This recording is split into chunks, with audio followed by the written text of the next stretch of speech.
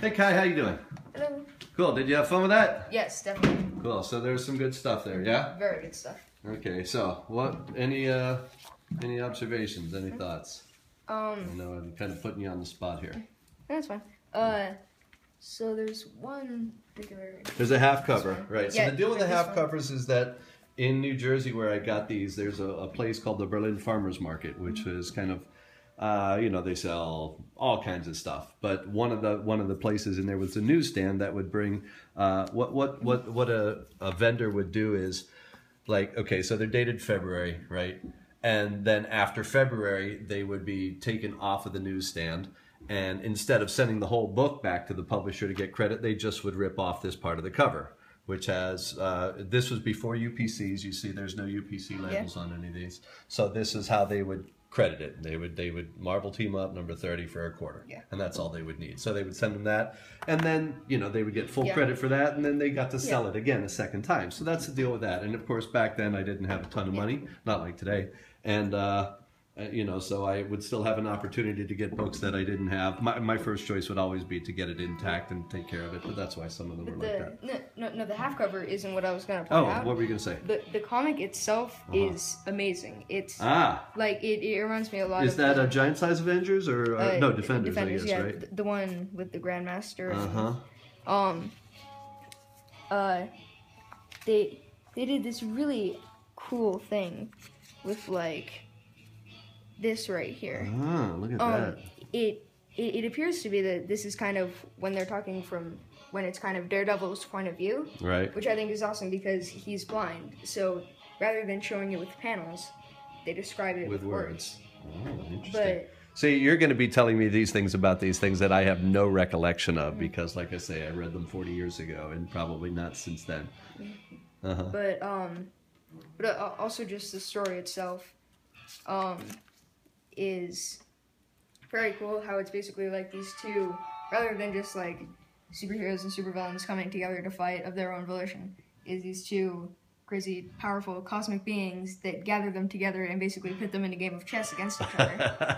Kind of like today. Awesome. But I think that kind of vibe is awesome. So this one is awesome. Plus there's this hilarious little villain over here.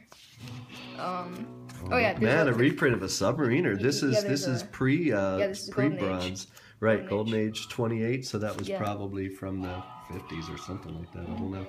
And there we go. Hold on, look at that. So you know what that is. Yeah. I have them all somewhere. I still have to find, because I have still some boxes that are up in my attic, which I haven't found, but that have a lot of my memorabilia and stuff, like a hat that I wore to the Marvel Con in '75 with all these stupid buttons on it and everything.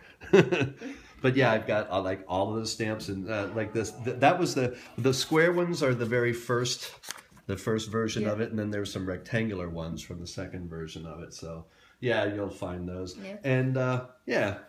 But, anyway, what was the villain you were talking about? So, slowly building in there somewhere.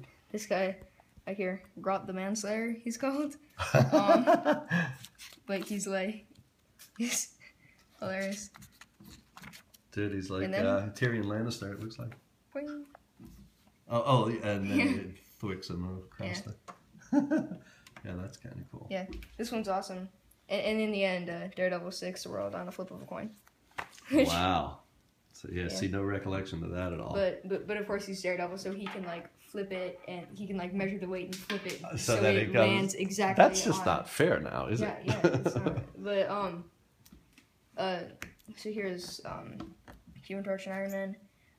I've got to say, like, I've like through these comics, there are a lot of kind of like this kind of one-time villains. Like this guy, I doubt has ever shown up in a comic other than this one. Never saw or heard of him since, probably. But it's so awesome because now they have so many villains because of like 75 years of doing this that they just use the same ones over and over again with different colored costume or something like that. Like, team up combinations and stuff. Right. But like Infinitus one shot.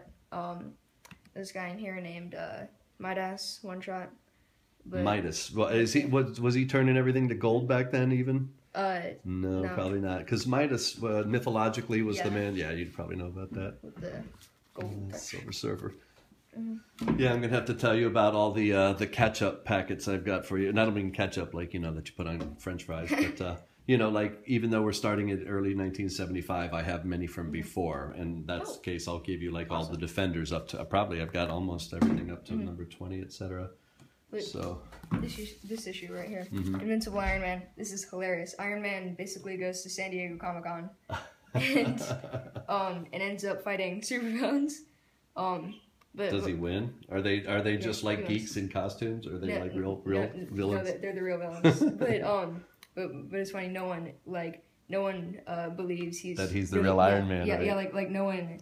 They giving him crap about his costume, like I don't know, that gold is a little weak. But there is a lot of comments on the nose protrusion, which apparently he added like sometime around that. That's right. I do remember there was controversy about the nose, man.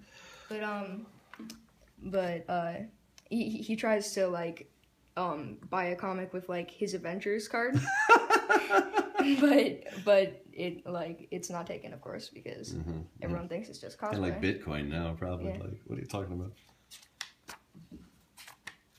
Right. The ads. So I used to have.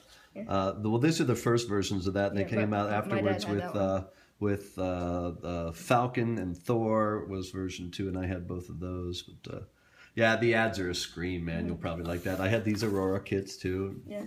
Yeah, where you build the model and everything. They're really fun to look at, actually. And the prices probably, you're like, 25 cents for a college degree. Yeah, they have all this kind of like modern age snake oil stuff. So like get a high school diploma without ever going back and whatever, and all this stuff. So he faces down Melter, Whiplash, a guy called Manbull, who I've actually never seen before, and Black Llama, but of course like the Tibetan llama, kind of like the spiritual llama rather than right llama like animal llama. One L and not two. Yeah, Como se llama. Yeah. Right.